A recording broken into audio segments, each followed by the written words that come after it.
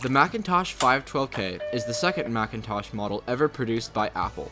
Released on September 10, 1984, the 512K, or model number M0001W, is visually identical to the original 128K Mac, except for the badge on the back denoting that it's a 512K model. The biggest change comes under the hood, with the RAM quadrupled up to 512 kilobytes. Other than that, the 512K, or Fat Mac as it's affectionately known, is identical to the 128K Macintosh, with a Motorola 68K processor running at 6 MHz and 64 kilobytes of ROM. These early Macintosh models came with no internal hard drive, so all data, including the system software, had to come from the built-in 400K floppy drive. In terms of system software, the 512K will run up to System 4.1. 2 years later, in April 1986, Apple refreshed the 512K to act as a cheaper alternative than the top-of-the-line Macintosh Plus. Model number M001E, known as the 512KE, features the same Motorola 68K processor, but running at 8 MHz this time. The two big changes are the ROM doubling from 64 kilobytes to 128 kilobytes, and the floppy drive being replaced with an 800 kilobyte Sony drive, both features coming from the Macintosh Plus. This extra ROM capacity allows the KE to run up to System 6.0.8 instead of 4.1. So somehow, I ended up with 5 of them. How did that happen?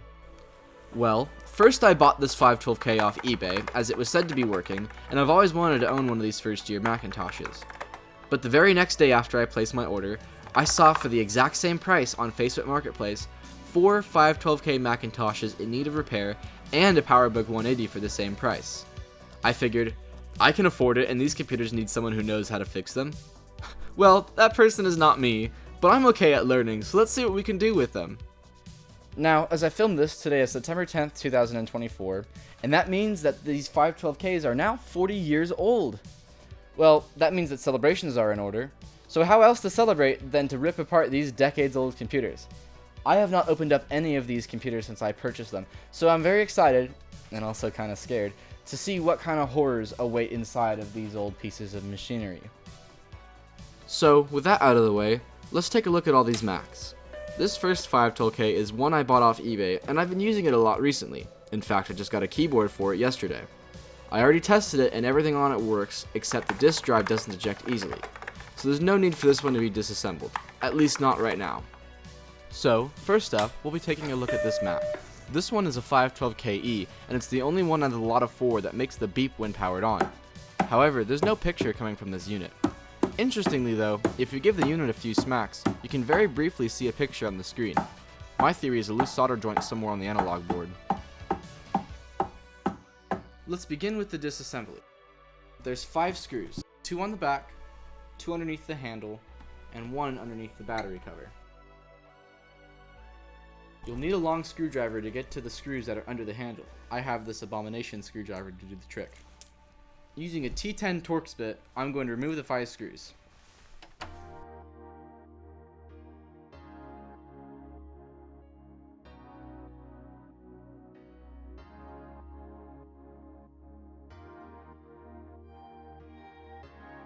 With that done, I can slide the case up and start disassembly.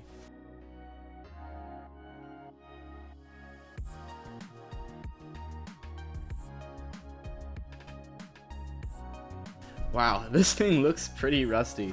I was not expecting it to look like that, but I guess I should have expected it to happen whenever the case took that long to open. Well, anyways, now we have to discharge the CRT. Now this is probably going to be the scariest part of working on this. So what we're going to need is we're going to need a flathead screwdriver and an alligator clip. Now I'm going to take the alligator clip and I'm going to put it on this grounding lug here, and I'm going to try to keep my other hand behind my back the whole time I do this. Okay, and now I'm going to slide this underneath that anode cap until I hear a pop or see a spark. There may not be one. If there's not, then just hold on there for a little bit.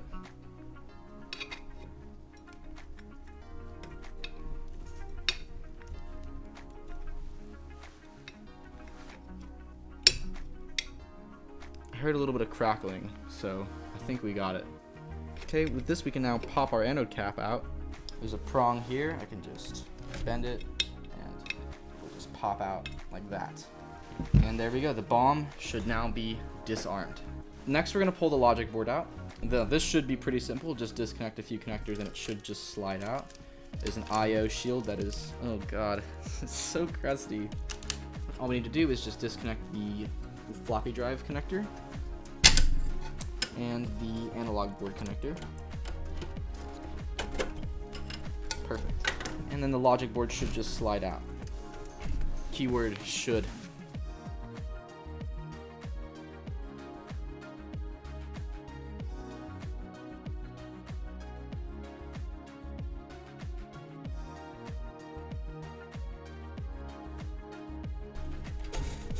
There we go.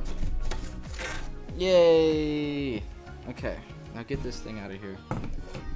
Okay, we're taking a look at the board. There's the Motorola 68000 processor there. And this board appears to be in pretty good shape. I believe these are supposed to be the capacitors there. And apart from being dusty, it looks fine. What about the back of it? Yeah, this motherboard looks beautiful. Apple Computer 1983 to 1984. Oh, look at that. It says Macintosh right there. And it's got the old Apple Computer logo there. Oh, I love it. I love it. Let's just go ahead and give it a nice clean just in case it's the issue. Maybe it'll help, maybe not. Only one way to find out.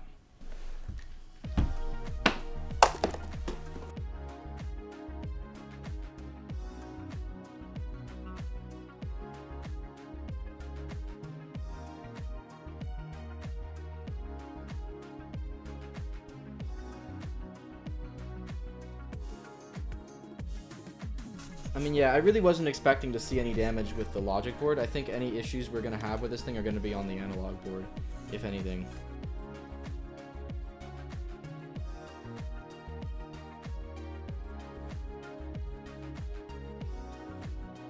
Right, well,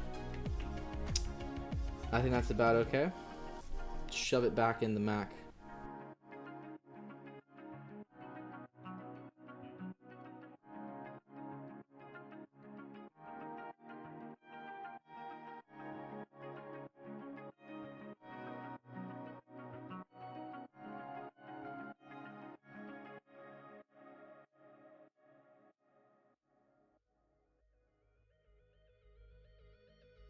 Okay, so next we're going to take the analog board out.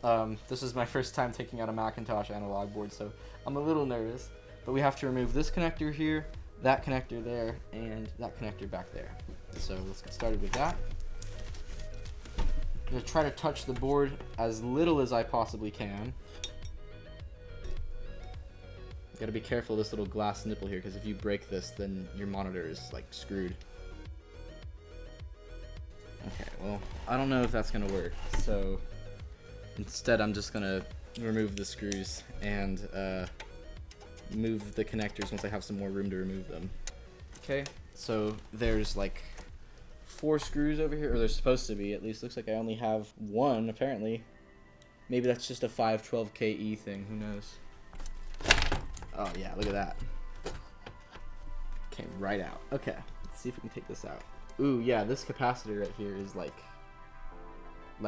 really loose. I'm willing to bet that's our problem right there. There we go. So yeah, I'm willing to bet that that capacitor right there is our problem, because they should not be. See, like, they should be like that. They don't look. None of them look like they've leaked. I don't think so. That's good. Well, you know what? Let's just try and reflow the solder on that and see if maybe it'll work. And then there's a zip tie there for whatever reason. Bye-bye. This one right here, I can see it. The solder has like popped up. That's not good. But we're gonna fix that, and maybe this thing will work.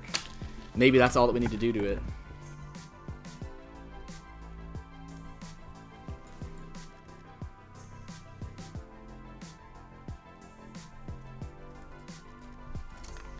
Okay. Does the capacitor want to? Yep, capacitor just pops right out. Let's put it back in now. Yeah, I'm not sure if there's a trace there anymore. Looks like that trace got ripped. Well, a ripped trace is no match for me. Okay, we're gonna have to do a little bit of scraping. Be careful, this might be painful. really wants to peel up, but I'm not gonna let it.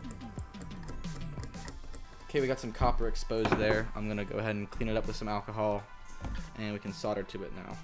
If this ain't janky, I don't know what is.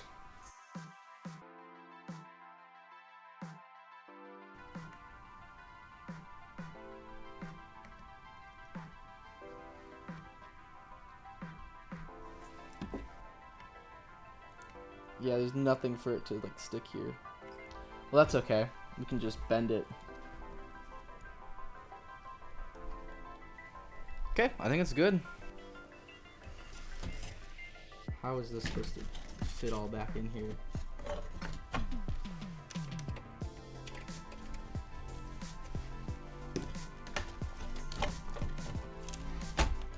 Okay, analog board is slotted into place. Let's connect this connector back up. Mess with something if we want to. There we go. Perfect. All right. Cool. Okay, now let's play a game. This game is called Did I Make It Better or Did I Make It Worse? I'm so scared to plug it in. Here we go. That's good.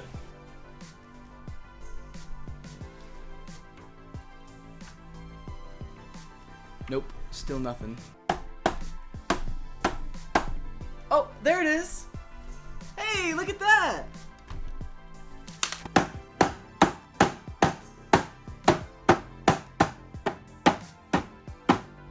Okay, well that was exciting, even if it was only short-lived, but for now we're gonna put this back together and we'll come back to this thing when it's time to recap it all. And then back to the abomination. Oh no, the tab broke on the battery cover. Aw, that's a shame. It's okay, I can glue it back in place. Later. For now, let's set this unit aside and prepare unit number 2. Right, on to the next one. This one is my other 512KE, and this one is pretty weird. There's no power on beep. And the screen comes up,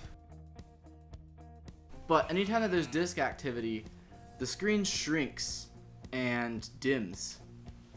And additionally, it's trying to eject a floppy disk that doesn't actually exist. Okay, here's this one. I just described the symptoms, but there's a sticky note if you need to read it. Anyways, let's go ahead and take this one apart. You should know the procedure by now, so I won't bother explaining it again.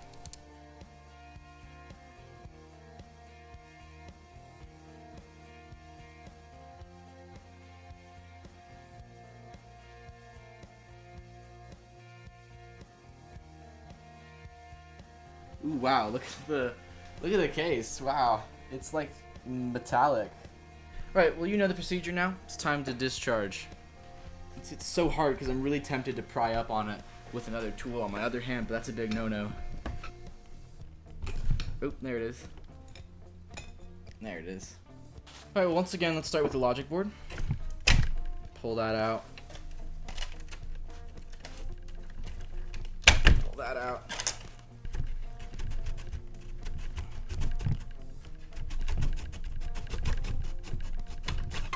Yes, that only took not as long. Ooh, that doesn't look good. Okay, so yeah, there's some real D1 crustiness happening here. Let's clean it with some alcohol.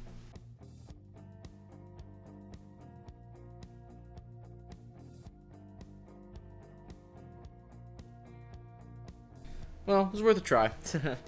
Okay, well, let's take a look at the analog board really quick. We already pulled the anode cap out. This cable is out. We just gotta pull it out. I almost like f***ed. Okay, now here's the part where you might say, really? Is that necessary? Yes!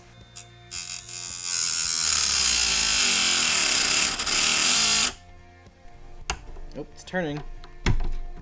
Ugh, there it goes. Yeah, I'm not putting you back in. Any loose capacitors? No, doesn't seem like it. None of them appeared to have burst either. Something's...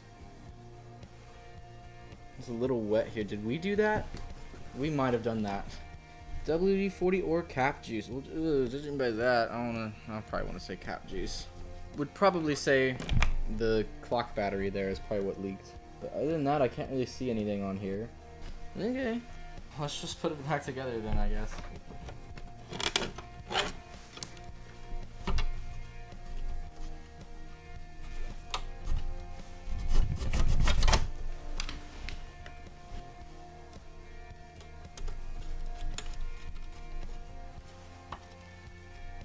And reconnect the main connector. I don't know if there's a better name for that, but that's just what I call it. I think everything should be connected up at this point. Cool. Let's throw it back in the case. See if anything's changed. I don't imagine so because we didn't touch the disk drive. Like I said, that's next video.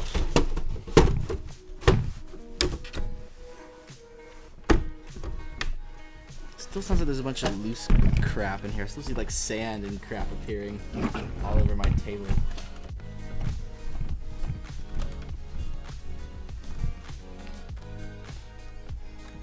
Abomination time.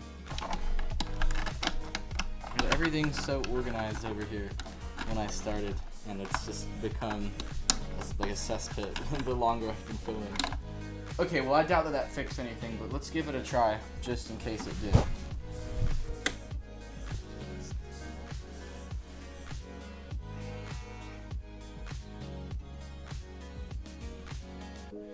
Here's number 3, and this one seems to be in pretty good health. While there's no power on beep, the floppy icon presents itself perfectly.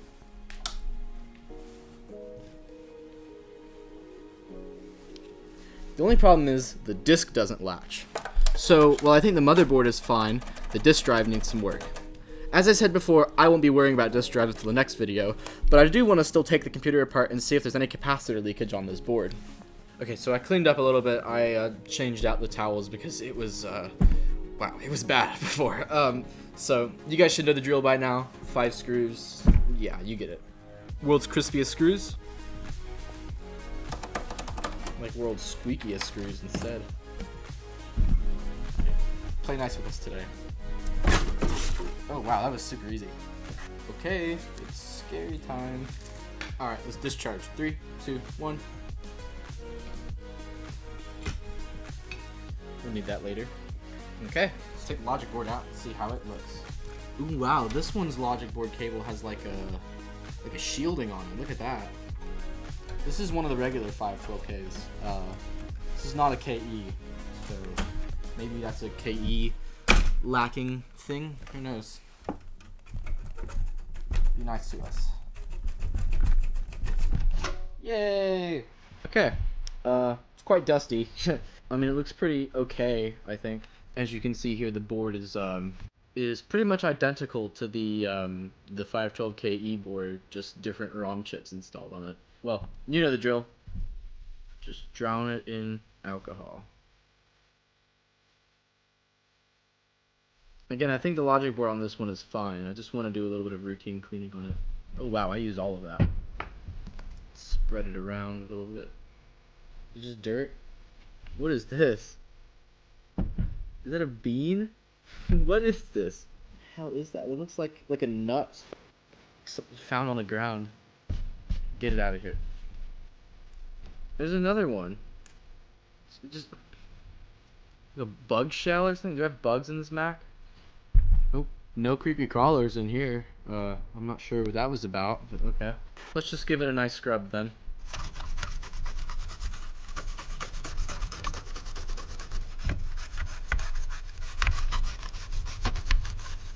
Okay. All good. Let's just set that aside. Let's get to work on the analog board. Okay, time for the analog board. Oh, it's so sticky. Oh god, hold on. Can you see that? Can you see how like shiny it is? Ugh. I just touched that. So we got 1, 2, 3 screws here on this one. Well, these screws aren't completely seized like the other ones are, so that's good.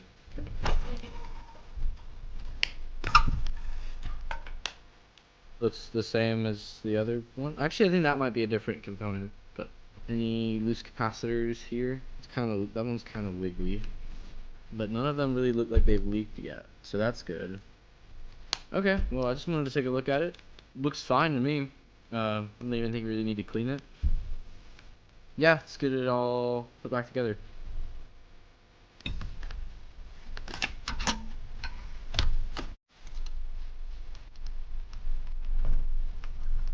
And this one. And that one. Don't forget this one. Cool. Let's put the logic board back in. I think this is honestly the hardest part. Oop, not this time. Okay. Now all I have to do is put the case back on.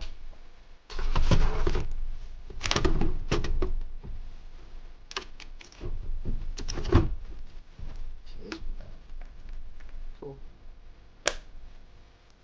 Okay, so this is the last one of the lot, and this one kind of scares me.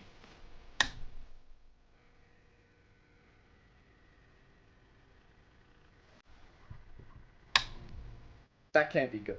Let's see why it's doing that. You know, when I pick this thing up and I lift it, I hear a lot of loose stuff in there. Ugh. Some of it's already starting to spill on the table. I'm not looking forward to this one. Okay, let's get this over with. Look at that. Ugh, it's disgusting. Oh, you guys.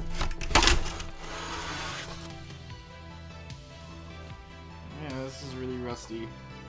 This looks really red, so that's pretty cool. It's rusted to hell, but at least that looks good. Is this CRT even charging? I guess we're about to find out. Ugh. Oh, it's sticky too.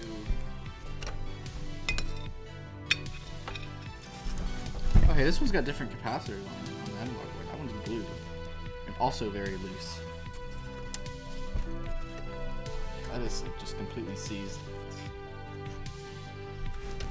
Nope. Yeah, I think this one's probably easily in the worst shape. I can't slide the board at all. It's like it's completely seized. Oh, it's so funky. Yeah, I was expecting this one to be the worst and didn't disappoint. Okay, so I ended up just like scraping a lot here and just prying it out because it genuinely will not come up. That was the only way I could get the board out. I'm actually so disgusted by this computer that I'm gonna put gloves on because I've never worked on a computer this rusty before. It's all oily now, and I can't tell if we did that or not. That's the bad part. We did spray a lot in here. Let's see. Yeah, this all looks to be where we sprayed. I think that was us, to be honest. This is all covered in gunk. There's actually a sticker inside of it that says "Fix in Work." So, I guess somebody else had the same idea as me previously. More of those bean things. I still don't know what those are. I don't want to look at it anymore. Right, this board.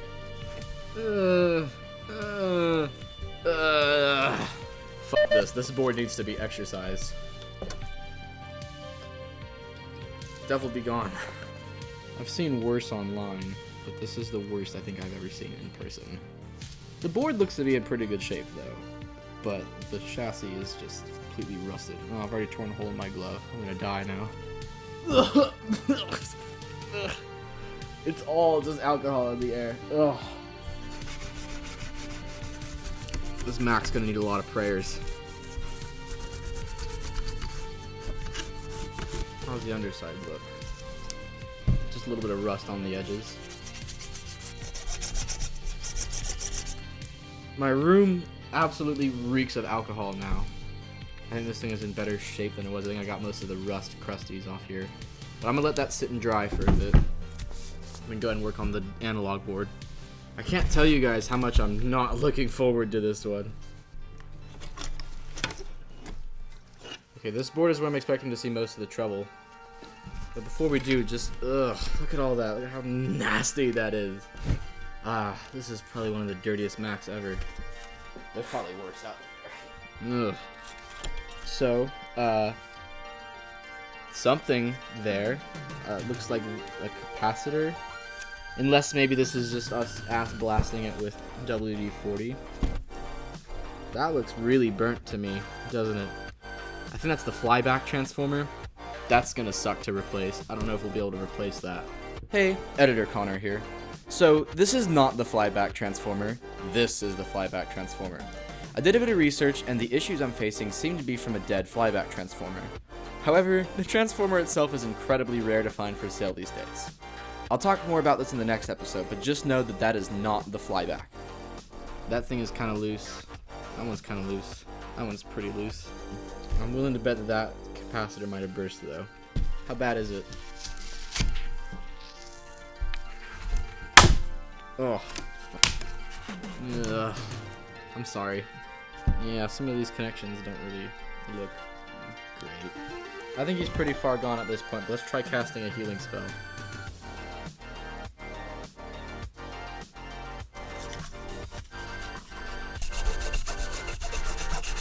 Look how dirty it is. Ugh. Okay, I let it sit for a bit. This is what it looks like right now.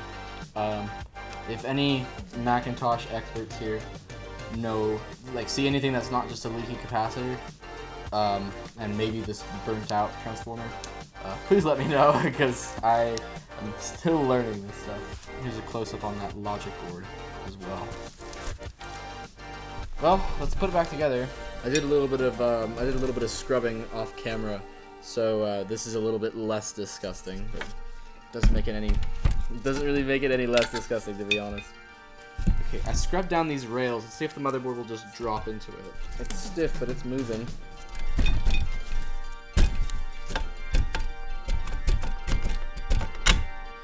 Ugh, isn't it just the worst? Okay, well, it's in. Not really. IO shield.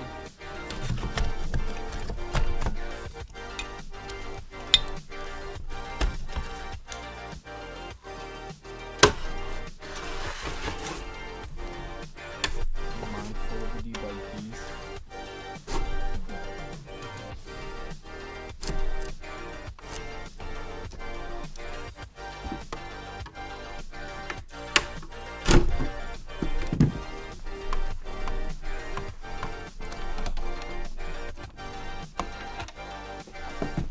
Okay.